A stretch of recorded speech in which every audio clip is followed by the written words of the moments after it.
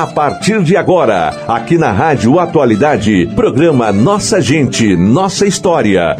Naquela mesa ele sentava sempre e me dizia sempre o que é viver melhor.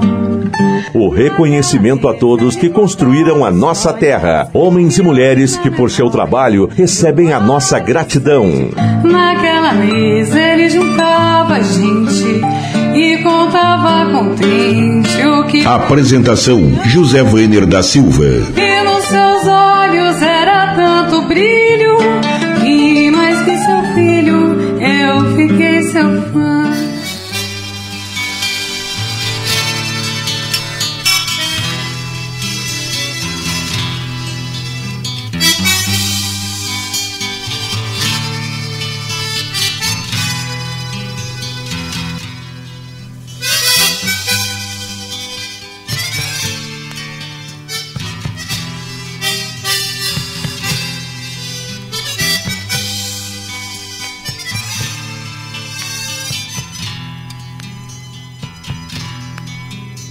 Teu ouro negro escondido é um sonho. Butiá, segunda-feira, dia 9 de outubro de 2017. Estamos iniciando mais uma apresentação do programa Nossa Gente, Nossa História. Hoje não poderia ser diferente.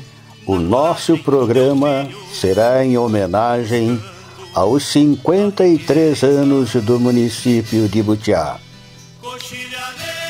Nele estaremos trazendo depoimentos de pessoas que viveram aqueles históricos anos de 1963. Nossos parabéns a todos os butiaenses que comemoram hoje a data do aniversário do nosso, por que não, querido município de Butiá. Ouviremos no início uma matéria de Custódio Martins, um cidadão especial da nossa cidade que infelizmente partiu cedo. Vendo a noite em pleno dia,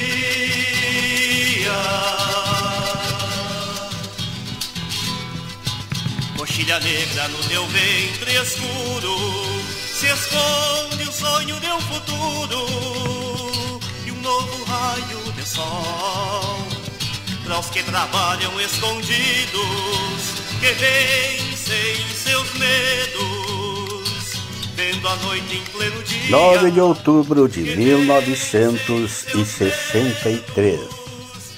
Setembro e novembro. Edição de número 39. Estamos falando da revista Agrimer, publicada na data em que lemos. Nela consta uma matéria feita por Custódio Martins, uma figura histórica do nosso município e que era funcionário do Banco Agrícola Mercantil. Vejamos o que ele escreve na matéria dele. Histórico dos municípios. Minas do Butiá, nova e futurosa cidade gaúcha. Do correspondente Custódio Martins. Remonta em mais de 70 anos a exploração do carvão mineral no Rio Grande do Sul. Em se tratando de tão importante assunto da economia nacional, em hipótese alguma se poderá omitir as minas localizadas na zona da Depressão Central do Estado, ou mais precisamente no novel município de Minas de Butiá. É justamente sobre o mais novo município carbonífero do Rio Grande do Sul que estaremos nos atendo neste trabalho exclusivo para esta publicação, como único objetivo de levar à família agrimense algumas informações sobre a cidade na qual gozamos a condição de pioneiros em matéria de serviços bancários. Recorrendo-se ao testemunho da história, chega-se à conclusão de que Minas do Butiá teve seu início de vida graças à audácia de um caboclo oriundo das plagas gaúchas de Jaguarão, cujo nome era Nicásio Teixeira Machado. Por volta do ano de 1880, sob a batuta desse desbravador desprendido e perspicaz, surgiu a primeira escavação que culminaria com a hoje florescente e futurosa cidade de Minas de Butiá. Dissemos florescente e futurosa cidade e justificamos nossas afirmações com as fotografias que ilustram nosso trabalho, acrescidas mais ainda de dados extraídos do processo emancipacionista que culminou com a satisfação de uma velha aspiração dos moradores não só de hoje, sede do município, como também de todos os 23.250 habitantes que compõem, desde o dia 25 de agosto de 1963, uma nova comunidade. Computados em certidões fornecidas pelos órgãos competentes, em cumprimento às exigências da Lei número 4.054, de 29 de dezembro de 1960, que trata principalmente da instrução para a formação de novas comunas no Estado. Encontrando-se estes valores, cuja aplicação poder-se-ia considerar em favor da população munícipe: imposto de renda, imposto de consumo, respectivamente, cruzeiros 13.066.000. Depreende-se dos dados acima que tinha suas razões a comissão emancipacionista, que tudo fez para a vitória do sim no plebiscito, cujos resultados foram estes: voto sim, 1893. Votos não, 565. Votos em branco, 41, e nulos, 19 votos.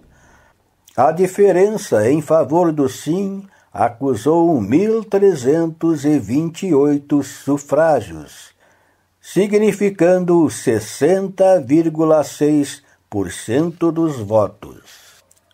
Além das razões já especificadas, conta o município de Minas de Butiá com um ginásio, 6 grupos escolares, 22 escolas instaladas isoladas, 2 escolas particulares, 2 ambulatórios médicos, 4 associações recreativas e desportivas, 323 estabelecimentos comerciais e industriais e um estabelecimento bancário, filial do Agrimer.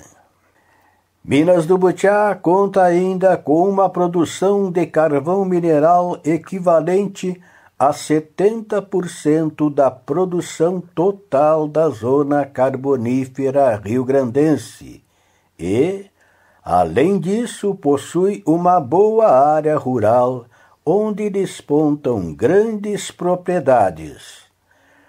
A pecuária e a agricultura encontram-se em franco desenvolvimento, o que assegura ao novo município um futuro de progresso e fartura.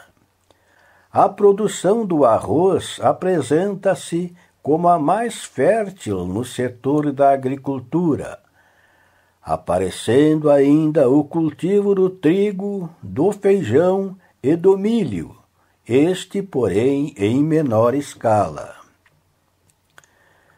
Situado numa posição geográfica privilegiada, tem Minas do Butiá grandes perspectivas de ser, num espaço de tempo não muito distante, uma pujante comunidade no concerto dos municípios gaúchos.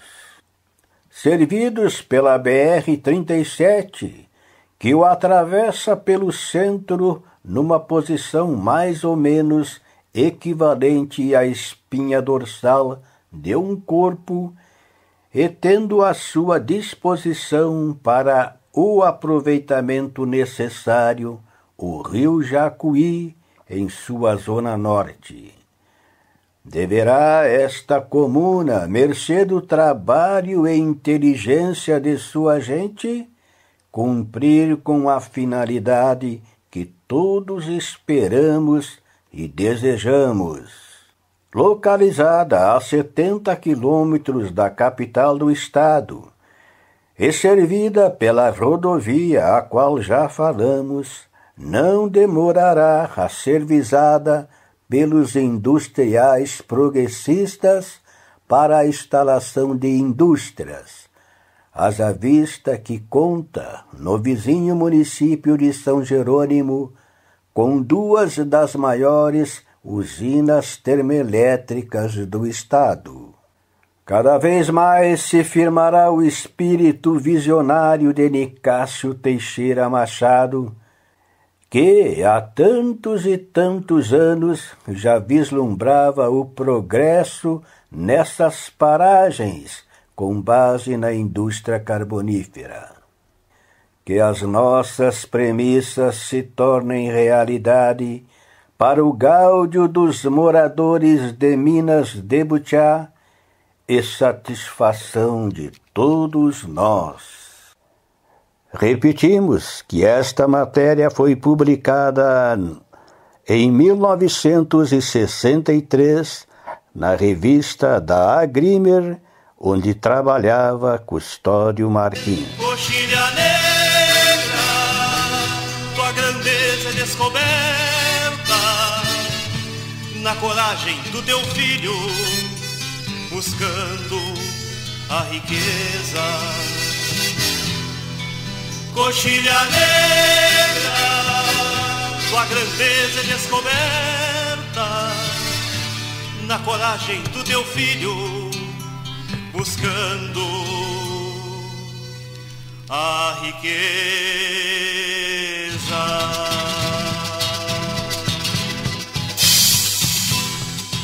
Coxilha negra, no teu ventre escuro se esconde o sonho de um futuro e um novo raio de sol para os que trabalham escondidos, que vencem seus medos, vendo a noite em pleno dia. Neste programa elucidativo aos 54 anos de emancipação do nosso município, vamos ouvir um depoimento que obtivemos de Plínio Seckler, no começo do ano, quando falamos com ele. Então agora, Pinos, vamos falar do movimento emancipacionista. Como é que surgiu? Pode dizer à tua vontade o que tu quiser. Bom, Wagner, o movimento emancipacionista, qualquer coisa que se tire o nome de Oswaldo Batista e Gastão Hoff é injustiça e um desrespeito à história que iniciou o movimento emancipacionista de Butiá. Gastão Hoff, vereador pelo Partido Libertador. Oswaldo Batista, vereador pelo PTB. Naquele tempo nós tínhamos o vereador Adão Borba Pereira, que não sei se ainda existe, mas eu há 3 anos eu estive lá. É falecido. Ele tinha 92 anos já e eu ainda conversei com ele. Aos 93 ele faleceu. E tinha o Marinho, que era vereador também pela mocidade do PTB. o qual eu, como membro também, nós era da executiva, eu e o Marinho, sabe? Uma vez ele foi presidente, outra vez eu fui, e ele foi candidato a vereador, eu não fui, eu abri mão para ele, porque achei que ele tinha mais condições do que eu, inclusive econômicas e de mobilidade, para se movimentar, e de fato ele fez uma bela eleição, ele de origem polonesa, polaco, ele foi lá e arrumou voto lá naqueles polacos, lá na cavadeira, lá, enrolou meio mundo aí e se tornou até presidente da Câmara, né? E eu era presidente nesse período aí, surgiu esse movimento emancipacionista, mas logo veio uma pressão do PTB em cima dos caras do PTB da emancipação. O meu querido e saudoso amigo Rubens Porciúncula, o cara que me ajeitou, eu tive o cargo de correspondente do IAPC lá, pela assinatura, indicação dele, a minha nomeação saiu assinada pelo Jango na época, né?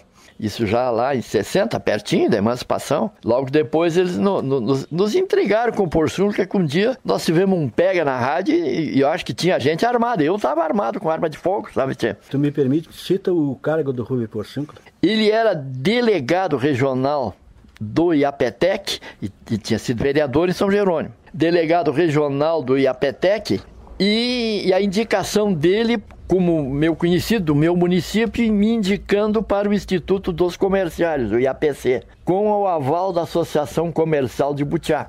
O Gastão foi o presidente, o Facilio Zeferino e tal. E o Romeu ali tinha o escritório, tinha eles todos mais ou menos assim, o comércio estava na mão do Romeu ali, o pessoal dali. Romeu Leite. Romeu Leite. E então eu fui guindado a esse cargo. Mas daí quando veio a emancipação, o Picarelli não chegou a ficar de mal comigo, nem o Dr. Jerônimo Pedroso de Oliveira, meus queridos e saudosos amigos. O Antônio Acho, esse sempre conversou comigo, brincou, esse não era contra a emancipação, né? Foi prefeito aqui, quando eu vim pra cá, ele ainda era prefeito. Em São Jerônimo. Em São Jerônimo, né? Mas depois o Procópio Farinha falou com o Gastão e disse, com o Porciúncula, e disse: Porciúncula, é mentira o que esses caras estão fazendo contigo, ninguém atacou a tua honra lá, tá? Eles foram entregados. Eu sei quem foi. Mas o cara era e morreu meu amigo. Ele era contra a emancipação. A família dele sempre foi minha amiga. E teve duas pessoas ali, eu não vou citar em respeito às suas memórias, né? Eram membros influentes do PTB na época. Um era meu vizinho, o outro morava lá para baixo na Rua do Comércio. Depois veio para São Jerônimo. Mas ali depois tudo passou, a emancipação passou, mas eu quero te dizer que o Oswaldo Batista pegou aquelas listas, ele se informou com o juiz e saiu de porta em porta, catando a assinatura dos eleitores para até arrumar um percentual que pudesse dar o pedido de emancipação em nome dos eleitores. E isso o Oswaldo fez. Então esse homem aí é o pai da emancipação. Esse homem merece muito mais do que dão para ele. Eu sugeri um dia lá que tirasse o nome do Roberto Cardoso, que não deixou sair o hospital lá por causa de uma greve, da praça, e botasse a Praça Oswaldo Batista. Também nem conhecia o Dr. Roberto, né? Mas eu acho que está lá aquele prédio. Hoje eu não sei em que se faz ali, onde foi o Colégio das Freiras ali, que era para ser o hospital. Quem comercializa ali é a Unopar. Essa faculdade do Paraná é quem está ocupando ali. Ah, tá. Não, ainda bem, mas eu digo que deixou-se de ter-se um hospital em Butiá lá naquela época, na década de 40. Quando eu fui para lá já se falava, eu fui depois da greve para lá.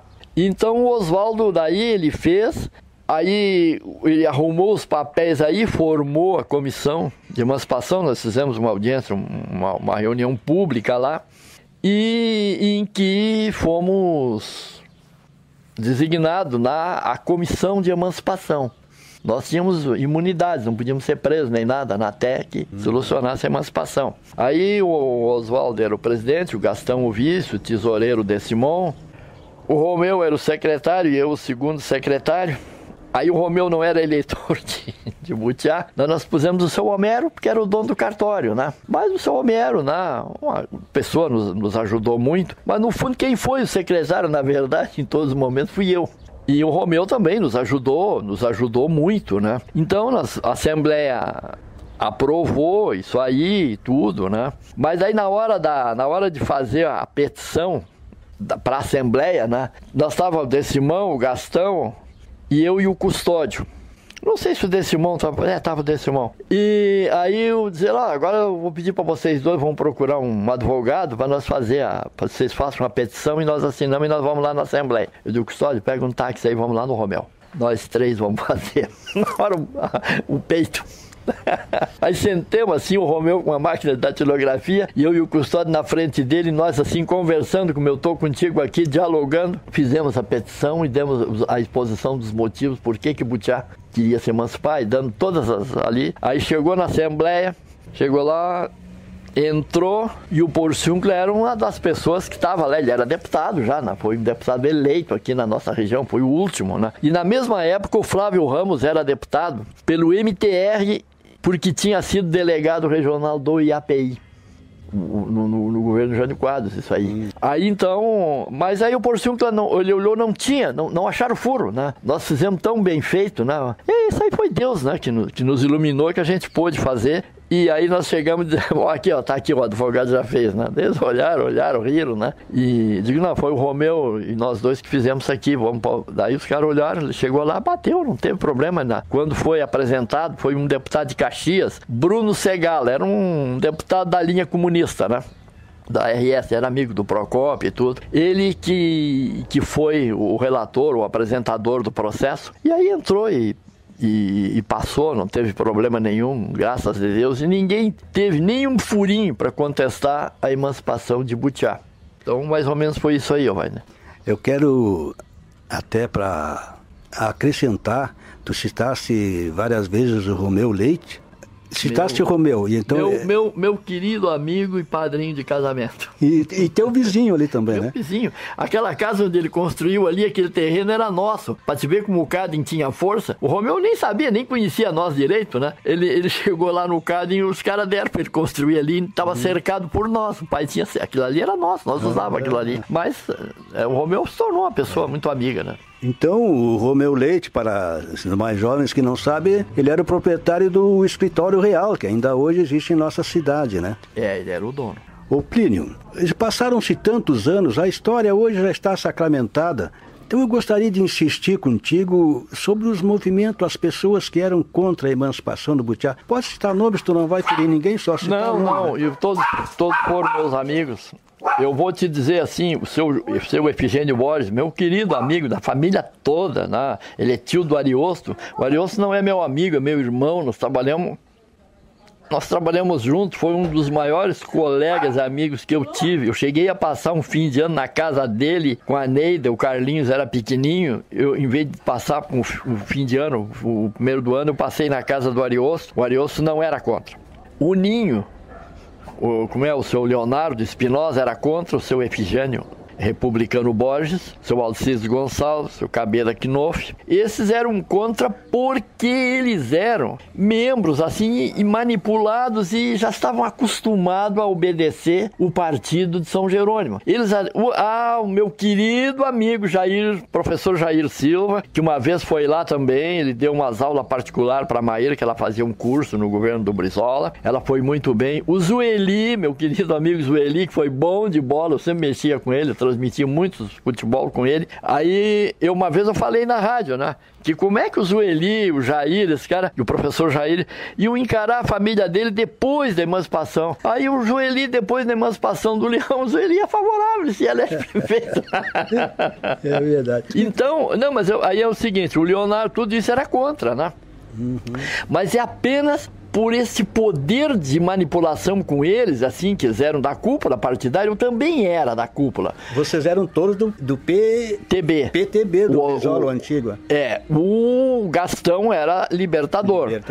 O Decimão era Libertador. O Coleto também não era PTB. Mas o Coleto não constou naqueles nomes ali que da executiva, que tinha os poderes de ir lá na Assembleia e não podiam assinar. Quem podia assinar? O Oswaldo saiu, daí ficou o Gastão. O Decimão era tesoureiro e o seu Homero era secretário, embora que quem fizesse tudo, quem exerceu praticamente fui eu, que fiz a petição lá e assinei por ele, na ausência dele, né? Eram os que podiam assinar pela emancipação, pela comissão emancipacionista, né? Porque o resto não podia, aquilo era só aquele cara, tu sabe como é uma diretoria de um partido, só assina o presidente, secretário, né? O tesoureiro ali termina ali, né?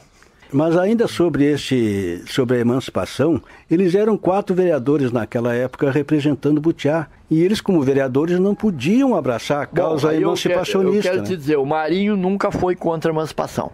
Justiça eu faço, meu querido amigo Marinho. Inclusive, eu me esqueci de citar uma professora aí que marcou época em Butiá, que foi a Sulamita Tavares, era minha amiga antes, quando namorava o Marinho. Antes de namorar o Marinho, a Sulamita já era minha amiga.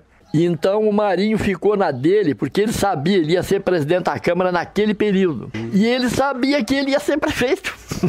Claro, como presidente. Porque o Vilodre, os caras lá, todo mundo, não gostava do Vilodre. Por que Vilodre na emancipação? Um dia eu tive que, numa homenagem pública que eu recebi lá no Clube Butiá, os caras me, por que Vilodre? Luiz Vilodre Serrano. Luiz Vilodre Serrano. Eu digo, por que Luiz Vilodre Serrano? Eu até, nessa época, eu não tinha relações, eu tinha cortado as relações com o Vilodre por causa da briga dele com o Porciúncula, tá? E ele andou querendo me ameaçar, eu até naquele tempo eu andava sempre ferrado, né?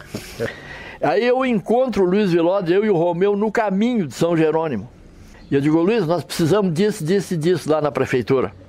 Toma aqui uma assinatura pro Milton atender vocês, o Milton Fantuzzi, aqui de São Jerônimo, que ele era cobra aí, tesoureiro, ele era acho que o tesoureiro da prefeitura. E o Milton vai dar todas essas informações para vocês. E eu digo, tá aí por que Luiz Vilodre? O cara que era prefeito e foi lá e fez. E o Milton nos deu todo, que era meu amigo do Romeu, colega do Romeu, o Milton era contador também, né? E então era por isso Luiz Vilodre Serrano, que depois ele nem pôde ser candidato, porque ele tinha sido prefeito, não pôde ser candidato em Butiá.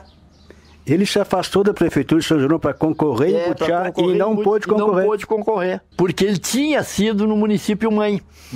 Aí o Marinho não ia concorrer, foi prefeito e nos ajudou muito. O Marinho, a Butiá tem que ter uma gratidão pelo Marinho, porque eu não estava lá, mas ele foi um bom prefeito, pelas informações que eu tenho. Prosseguindo com os depoimentos sobre a emancipação do município de Butiá, ouviremos agora Éden Pérez, cidadão bastante conhecido em Butiá, que viveu aqui até 1964, quando teve que partir por perseguições políticas.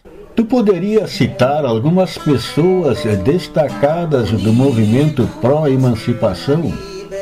E também, a gente não vai fazer críticas a ninguém, às pessoas que foram contra. Alguém que foi contra, nós não podemos fazer crítica nenhuma, porque nosso conflito era de ideias. E eu respeitava a ideia deles, mas continuamos trabalhando com as nossas ideias. Eu acredito que aquelas pessoas que foram contra depois voltaram a ser a favor. Mas a emancipação de Butiá começou com uma noite no Clube Butiá, que nós ficamos ali, era o nosso ponto de encontro. E tinha uma turma de conhecidos e tal, Moisés, a Santa Machado, Moisés Privata, Santa Machado, e nós saímos dali e em frente ao antigo Banco Agrícola, tinha uma calçadinha, sentamos ali de noite e decidimos saber como se fazia a emancipação, que ninguém sabia. Como fazer, como começar. E eu, como ia seguido ir a Porto Alegre, toda semana, praticamente, com o jipe do Sandu, ia, voltava. Eu procurei na Assembleia alguém que me orientasse. Existia um deputado especializado, Dr. Brusa Neto. E ele me orientou como iniciar um processo de emancipação. E eu convidei para ele vir fazer uma palestra aqui. Foi o primeiro pontapé da emancipação de Butiá. Com aquelas explicações dele que nos deu. Deu essa palestra aqui em Butiá? Aqui em Butiá, deputado Brusa Neto. Aí nós nos organizamos. Formamos uma comissão que nós tínhamos que ter quanto mais gente, melhor, mas tínhamos que distribuir esse pessoal para eliminar a oposição. Convidamos o Gastão Off, que representava a Arena, PL, era PL. Ele veio, de muito bom grado, nos ajudou bastante. Convidamos o Plínio, que trabalhava na rádio, nós precisamos da rádio, nos ajudou bastante, foi figura importante na emancipação, e convidamos mais alguém. E eu, mais um ou dois que estamos na coordenação, abrimos mão da nossa posição de ter alguma coisa, para não ser nada e continuar trabalhando e harmonizando a situação. E conseguimos. Uma pessoa que nos ajudou muito mesmo, foi o Willo Batista, que nós precisávamos saber a arrecadação de imposto da cidade. E o Willo clandestinamente nos forneceu tudo isso de dentro do escritório da Copel. Uma pessoa que nos ajudou muito, está vivo para contar a história, o Tiá deve muito a ele, deve agradecer muito a emancipação ao Marinho Bratkowski. Se tu me permites, Éden, tu não sabes. O Marinho faleceu há umas 2 semanas. Infelizmente, ele nos deixou. Não sabia. Ele e o Ariosto, 2 pessoas ilustres da nossa cidade. Primeiro o Marinho e uma semana depois, o Ariosto Batista Sampaio. Não sabia. Fiquei muito triste com isso. Marinho era meu amigo. O Marinho nos ajudou muito, porque o prefeito de São Jerônimo era Luiz Miller Picarelli, que se elegeu deputado. O vice-prefeito era o Luiz Vilodre Serrano, e ele seria o candidato a prefeito, aí assumiu o Marinho, a prefeitura de São Jerônimo. Isso se afastou da se candidatar a prefeito de Butiá. Assumiu. Aí o Marinho nos conseguiu nos passar a documentação que nós precisávamos. Também clandestinamente. Nós tivemos, como prefeito, nós tivemos acesso à prefeitura de São Jerônimo para encaminhar a documentação. Marinho ajudou muito.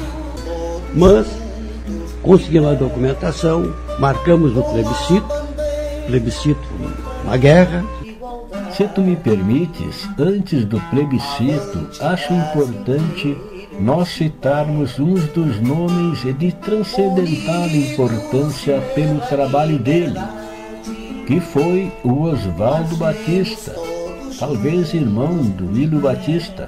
O Oswaldo Batista foi o cérebro para organizar a documentação. O Oswaldo, eu acho que ele era tio do Willo.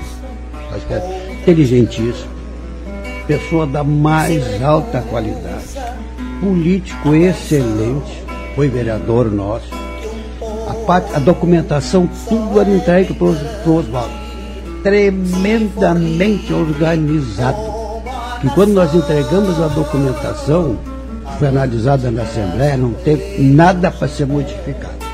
Tudo estava dentro das normas estabelecidas para a emancipação. E o Oswaldo, aqui está errado, aqui está certo, vamos fazer assim, e fez tudo corretíssimo. Grande cidadão, grande figura,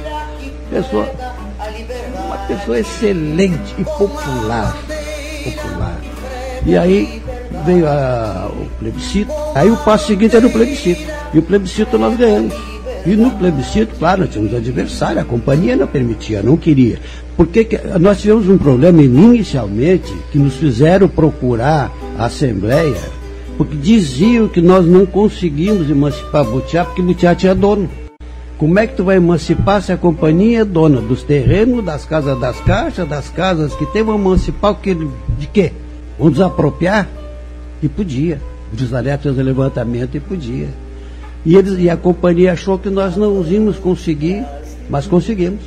E no plebiscito nós ganhamos, foi marcada a eleição. Aí existia um fato interessante. De quem seria o candidato a prefeito? Luiz Vilodre Serrano. Vice-prefeito, Romeu Carlos Leite. Era chapa. Só que existia, essa história eu não vou contar. Existia uma imobiliária que por acaso eu ouvi uma reunião da imobiliária aqui e eu vi que existia um esquema por trás que ia prejudicar tremendamente a comunidade. E eu era secretário-geral do PTB e fundador da ala, se dizia antigamente, a ala jovem do PTB. A eleição do Marinho foi o seguinte: nós insistimos com a direção do PTB em São Jerônimo, que mandava, que nós queríamos um candidato a vereador a Lajó. Não nos deram, nós continuamos batendo o pé. Quando eles achavam que seria eu o candidato, que eu estava em causa própria, eu candidatei o Marinho e elegemos o Marinho. A primeira eleição nossa aqui para prefeito de Butiá, nós batemos o pé de novo, queríamos um outro. E eles disseram, agora é ele. Eu candidatei o Elcio Voltaire. E elegemos o Elcio Voltaire. E eu resolvi fazer uma reunião e candidatei o Rui Saravia, que não sabia nada de política, não entendia nada de política, porque ele era presidente do Butiá. E nós não podíamos entregar a prefeitura. Não podíamos entregar a prefeitura para o Vilodre, que estava acoplado junto com o Dr. Moré e tal, e nós não queríamos a companhia mandando. E aí não foi fácil nós procurar o pessoal que votar. Mas como eu tinha o fichário dos membros que podiam votar da convenção, eu peguei aquele fichário, eu e o Moisés e o Adão, e procuramos um por um, pedindo para votar no Rui e explicando por quê. Fizemos uma convenção presidida pelo Brusa Neto, está nos anais, está na ata aí, e fomos por voto. E aí veio o seu Marcílio, grande trabalhista, amigo nosso, comerciante da Vila Julieta, Marcelo Duarte. Ele veio de lá e disse assim, nós, a Vila Julieta, vamos votar em peso no Rui, mas nós queremos a vice. De quem é o vice? Jovino Alves. Não teve... Jovino Campos. Que era cunhado do Vilo Batista. E aceitamos. Mas naquela época, tu não votava na chapa cheia, tu votava para prefeito e para vice. E aí o Luiz Vilodre candidatou, quando viu que o Rui estava, trocou o Romeu pelo Betinho, que era o presidente do Sindicato dos Mineiros. E foi as duas chapas. Como a votação, nós ganhamos para prefeito com o Rui e perdemos para o Betinho, de vice. Aí, nós tínhamos prazo para registrar a candidatura. Documentação do Rui pronto. O Betinho não entregava a documentação.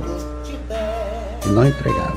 Nesse meio tempo, o Vilodre tinha aberto uma dissidência do PTB, junto com o Romeu. Então tinha uma dissidência do PTB. E começou a luta. E o Betinho não entregava a documentação. Nós tínhamos prazo para registrar a candidatura. Eu fizemos um requerimento, o Betinho renunciando, e eu procurei o Betinho, que era tio da minha noiva, procurei ele, e da documentação ou renuncia. Nós não podemos perder. Aí tivemos uma discussão forte. Aí eu fui obrigado a ser duro com ele. Tu está nos prejudicando. Tu está fazendo o jogo da companhia. Não vão permitir isso. E ele assinou, cobrava comigo, coisa de mal comigo, e assinou a renúncia. Tivemos que fazer uma nova convenção correndo rapidamente para ter tempo de registrar. Nessa convenção ganhou o Jovino. Para a renúncia do Betinho, aí ganhou o Jovino. Foi a chapa do Rui com o Jovino. E nós registramos e ganhamos a eleição. Mas foi uma eleição, para te ter uma ideia, nós dávamos 3 comícios por noite. Naquela época nós inauguramos comitê. Hoje não existe mais. O comitê era o seguinte, nós tínhamos lá, vamos dizer, que 15 candidatos a vereador. Tu tem que arrumar casa para nós fazer 3 ou 4 comitês, quanto mais melhor. O cara que vota em ti, fazer um comitê na casa dele, botar a placa lá e tal, nós vamos lá inaugurar o comitê aos custos da região, na rua, na vila. Então nós tínhamos assim um carro do Rui, um caminhãozinho que levava leite para Guaíba, voltava, 2 e pouca, tirava os tarros de leite, e o falecido Juca, que era o motorista. Não, o Juca era um moreninho, amigo nosso, que é motorista, faleceu. Nós embarcamos naquele caminhão com alto-falantinho para as ruas, fazer propaganda do comitê. Aí nós abrimos um comitê, uma rua, Eu falava, abria, o outro falava, e 2, 3 ia para o segundo comitê. Eles continuavam falando aqui, um para lá, eu falando um para lá, enchendo de gente lá. Aí abrimos o segundo comitê, eu falando, e a gente já ia para o terceiro. Os primeiros já ia para o terceiro. Era a noite toda assim, e sempre desse jeito. E houve um fato, esse fato é histórico da cidade. Nós estávamos, eu, Moisés, o Adão, fazendo propaganda. E aí houve um fato interessante. Existia o Norberto, muito PTB, candidato a vereador. Talvez o irmão do Norberto, muita gente sabe quem é o Nelson. Andava pelas ruas aí, não era bem certo a cabeça. O Norberto era um barbeiro, irmão do Nelson. Nós fazendo propaganda, o Norberto. Quando nós passamos em frente onde hoje é a prefeitura, ali era a Casa Conquista, estava sendo inaugurado um comitê do nosso adversário. E eu mandei desligar o alto-falante, para passar devagarzinho e tal, para não provocar ali nada. Só que eu olhei para lá, estava o Norberto no palanque. E eu parei o caminhão, desci, subi o palanque, peguei ele pelo braço e levei ele para a sede. Peguei pelo braço aí do palanque. Na sede estava o Alcides Gonçalves, irmão do Agenor, Cabeda Gabriel Quinoff e o Alcides. E eu cheguei de, olha, nós estamos trabalhando para ele aí, para propaganda, para inaugurar o comitê. Ele está no comitê do adversário, foi expulso na hora. Expulsamos na hora. Era assim que funcionava a coisa na época. Só que o Manuel João, dono do cinema, dono de uma imobiliária, o Batista trabalhava no imobiliário, aquele cara foi padeiro muito tempo. A Vila Charrua foi vendida pela imobiliária dele. Ia sair um grande negócio imobiliário aqui do Manejão, Dr. Moré, que precisava do apoio do prefeito. Um dos motivos, a companhia carbonífera na época recolhia aquela parte do IAPTEC dos mineiros e não estava pagando o IAPTEC. E o Jango havia penhorado as casas da Caixa. Sobrou os terrenos das casas da Caixa. Companhia, e como a companhia continuava devendo, ia os terrenos das casas das Caixas. E esse grande negócio ia sair. Precisava do apoio da prefeitura. Eu entrevistei na semana passada o Plínio Seckler e soube detalhes aos quais eu não sabia sobre a emancipação. E agora tu trazes esses novos dados que enriquecem a minha história particular. E também quantos ouvintes da Rádio Atualidade que não sabem destes fatos que ninguém mais comenta, não mais falam. E hoje estás relembrando como parte da nossa história. Estás contribuindo para isso, Éden. Mas eu sou velho, sou muito velho. Eu sou um jovem ancião. Mas eu me lembro, tenho uma cabeça muito boa e eu participei disso, né? Quantos anos? Marcelo Espinosa era um jovenzinho de 9 anos quando da emancipação do nosso município. Mas ele tem muito a nos falar, porque o tio dele, Oswaldo Baptista, foi uma pessoa muito atuante na emancipação. Eu quero voltar que tu falasse sobre o senhor Oswaldo Batista, que era teu tio. Sim, sim. Foi um dos artífices da emancipação. Isso, eu já entrevistei, conforme eu já te disse, o Plínio Seckler e o Éden. E ambos traçaram os maiores elogios possíveis ao senhor Oswaldo Batista. É. E tu, como sobrinho dele, encontra alguma passagem interessante? Eu me considero sobrinho e herdeiro político dele, porque os filhos dele não foram políticos. Aliás, na minha família, dos dois lados, o primeiro político fui eu. Eu fui o primeiro a chegar à universidade, se formar na universidade, o primeiro político, o primeiro a ganhar alguma coisa também, concorrer e ganhar. E ele me passou toda a trajetória dele. Ele era um homem muito discreto, um homem muito inteligente, E ele era vereador pelo PTB, no tempo que vereador não ganhava nada. Ele era vereador por São Jerônimo. Tanto que ele renunciou ao mandato para que se concretizasse a emancipação, porque a Constituição não permite que o vereador e o prefeito defenda a divisão do município, né? Isso é constitucional. E ele era ferroviário, um cara muito ativo, um sujeito de boa índole, que ajudava todo mundo e as dificuldades, imagine ir para a sessão, exílio de carona, ele, o falecido Gastão, ele também é falecido. Os outros vereadores, né, tinha mais vereadores, mas eu me lembro assim bem o Luiz Ilóder era o vice-prefeito de São Jerônimo, que o Porciúncula era o prefeito.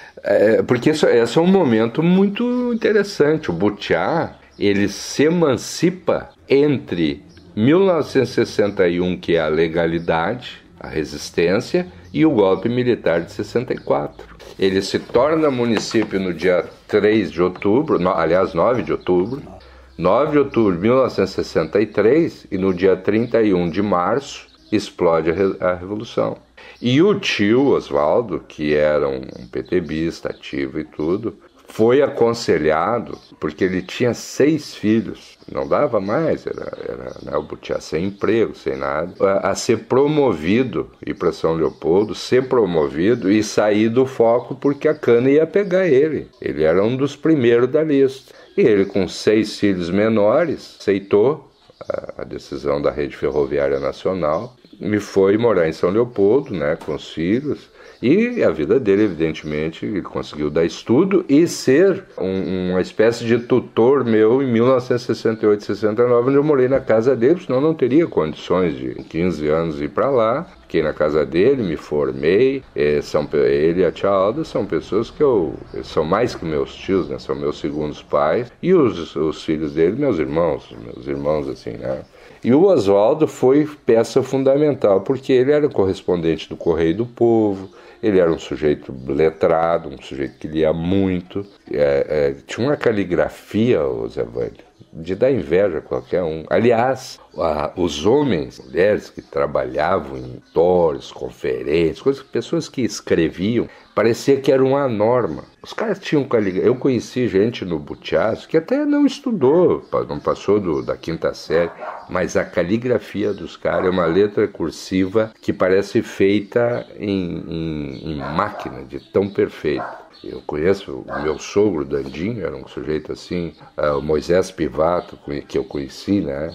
Um cara que tá aí, o Adão Velasco, uma letra maravilhosa. Parece que isso fazia parte da formação do indivíduo, ter uma bela caligrafia. E ele escrevia, e ele foi um cara que o Floriciano Paixão, que pouca gente, os que tem menos de 40 anos nem sabe quem é o Floriciano Paixão, foi um deputado federal do PTB, que eu tive a honra de ser amigo dele, dos filhos dele, já é falecido, o Floriciano, me adotou no início da minha carreira política, de ele ser o cara que fez a lei do 13º, e esta lei, ele me disse que quem deu a ideia da lei para ele foi o meu tio Oswaldo, do 13º para os trabalhadores. E o Floriciano, ninguém sabe, ele foi o cara que criou a loteria esportiva, a famosa loteria esportiva.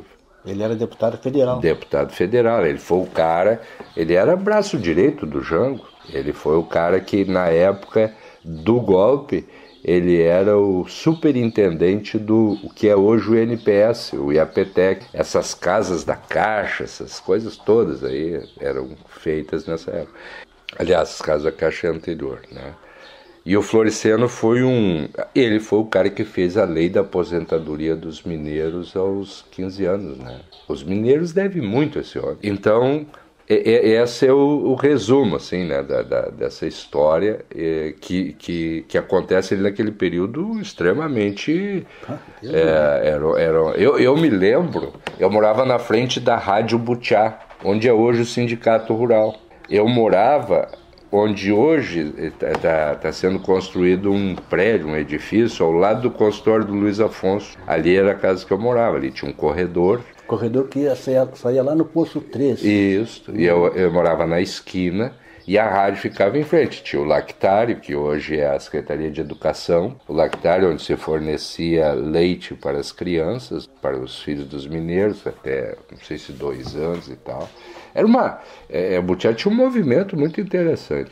E eu me lembro dos discursos da emancipação, porque a minha casa era um centro político. E é muito interessante porque eu tinha gente a favor da emancipação e gente contra a emancipação, né, na família. Então eles brigavam lá dentro. E eu acompanhei a legalidade em 61, discursos efusivos, o pessoal se armando, o grupo dos 11.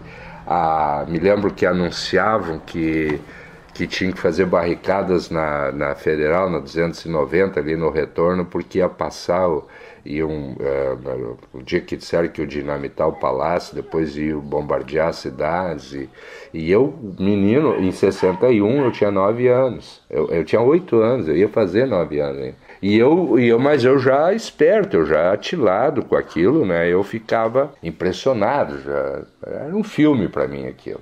Depois a emancipação, os discursos também muito brigados, né? E tal. Então tem a turma que era do contra, né? Da emancipação, porque São Jerônimo, na realidade, não tinha mina. Quem tinha carvão era Butiá, era Ratos. São Jerônimo era assim o gigolô. E ainda eram exibidos, arrogantes, e o povo aqui trabalhava e mandava o dinheiro para lá. Então eles não queriam perder essa contribuição. E eu me lembro que diziam assim, já existe Santa Cruz, já existe Santa Maria, agora vão criar o município da Santa Miséria.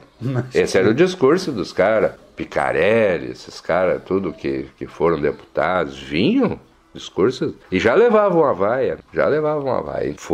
Não foi brincadeira. Quem vê a emancipação do Leão, que eu estava na prefeitura e tive também essas coisas da história de eu estar lá no momento de entregar a parte do Leão não da Receita, mas da mina do Leão, para o Zueli, que era o prefeito. Eu fui entregar tranquilamente, dei uma retroescavadeira, dei uma máquina uma patrola, uma tombadeira, foi tranquilo, né? Passamos os funcionários e tal, quem quis ficar. Mas naquela época não, naquela época foi. Por exemplo, o Luiz Ilóder era o prefeito, porque o Porciúncula tinha saído para concorrer. Os caras contam assim que... Até tem uma dúvida aí agora. Foi assim, o Porciúncula saiu para concorrer e o Luiz Ilóder, por algum motivo, eu não sei se era para concorrer a prefeito, ele ia renunciar, e o Marinho Bratkowski assume a prefeitura de São Jerônimo. Os últimos 5 meses o Marinho Bratkowski, presidente da Câmara, na ordem sucessória ele era o prefeito. Isso. E agora que eu estou me lembrando, que parece que uma das coisas que ele fez foi, na meia-noite do dia, na véspera da emancipação, ele passou aqui pro lado do Butiá a máquina, patrola e coisa, para o Butiá não começar sem nada, né? Não sei se isso não vingou, se não recolher, mas ele foi heróico também. O Marinho que teve esse ato? Mas que interessante. Então são coisas que tem que ser... Aliás, o Marinho foi um grande prefeito na cidade, né? Talvez até injustiçado, mas um grande prefeito. O Marinho trouxe muitas coisas na época dele, nos 4 anos dele. Mas assim, então esse é um resumo dessa história bonita, e que tem muito mais coisas para se falar e se saber, mas para as pessoas saberem botar as coisas. Por exemplo, tem pessoas que não são faladas na emancipação, mas elas foram fundamentais. Falecido Nestor de Mamã, Coleto, Quiles Coleto, Romeu Leite. Esses caras faziam a parte da logística, da infraestrutura. Não queriam muito aparecer e tal, né? Então entravam com os automóveis, naquele tempo os jipes, aquelas coisas, e corriam para lá e pegavam assinatura para cá. Tinha que ir muito a Porto Alegre, porque passava pela Assembleia. O Brusa Neto era o deputado que cuidava da Comissão de Emancipações. E isso é um vai e volta, né? Tu leva a documentação, o município mãe contesta, volta para refazer tudo de novo. Então tem muitos heróis anônimos que nunca foram citados. As receitas, quem é que ia dar as receitas? Um cara que deu as receitas e nunca ninguém ficou sabendo, o tio me disse que foi o irmão dele. O Ilo Batista. Citado pelo Éden. Ele clandestinamente, porque a COPELM não. Até nem sei dizer se ela era contrária, mas que ela segurava essas coisas, segurava, né? Então, e aí tem muitas histórias que eu vivi, umas eu vivi e outras meu tio me contou, né? Então, mas é muito interessante. Então, assim, para essa juventude que está aí, as coisas tem que respeitar o passado, sabe? Verdade. Porque muita gente sofreu, lutou para que a gente chegasse até aqui. Marinho Orlando Bratikowski, tantas vezes citado no programa de hoje, vai dar um depoimento que ele prestou a Joel Marasquim. Vamos ouvir o nosso querido Marinho Orlando Bratikowski, que tantas saudades nos traz. Peguei a prefeitura de São Jurão, mandei muito documento por baixo do poncho aqui para a emancipação, o que se arrecadava, o que se não arrecadava. Mandei muita coisa aqui, que era a lei orgânica, eu não permitia isso. O boato que surgiu na época, o senhor era contra. Então, era por causa disso. Por causa disso, pelo seguinte, é que nesse período os vereadores perderam o mandato, que eu era presidente da Câmara, e caiu na minha mão, o destino desses caras perdeu o mandato na minha mão, porque não cumpriram a lei orgânica. E foi isso que aconteceu. E aí, quando chegaram, ficaram bravos comigo, que eu podia ter esperado. Não, eu sou pela lei. A lei é para ser cumprida. Quando tiver aqui, tem que se cumprir lei. Bom, aí, nesse momento, levantaram que eu era contra a emancipação. Eu não era contra coisa nenhuma. Quem fez a primeira reunião da emancipação do Butiá foi eu, Oswaldo Batista e o Adão Borba Pereira, na estação da aviação férrea ali, que tinha trem, que levava os passageiros, que nós ia até de trem para São Jerônimo nessa época. E nunca comentamos. E depois lá no falecido Estevão, de noite escondido, para ninguém saber em São Jerônimo, que nós estávamos reunidos. Depois passou-se para os outros, e nesse período eles usavam isso. Digo, mas como não me atinge isso aqui tudo? Eu sei da minha consciência o que eu fiz e o que eu não fiz. E pronto. Se eu fosse uma pessoa marcada, eu não voltaria a ser o segundo prefeito do Butiá. Em seguida, ajudei a eleger o prefeito primeira vez, naquela época valia tudo, né? Podia pegar a condição da prefeitura, fazendo no momento aí, ajudando aí o Rui Saraiva para eleger. Naquela mesa tá faltando ele, e a saudade dele tá doendo em mim. Acabamos de apresentar o programa Nossa Gente, Nossa História. Está doendo em mim.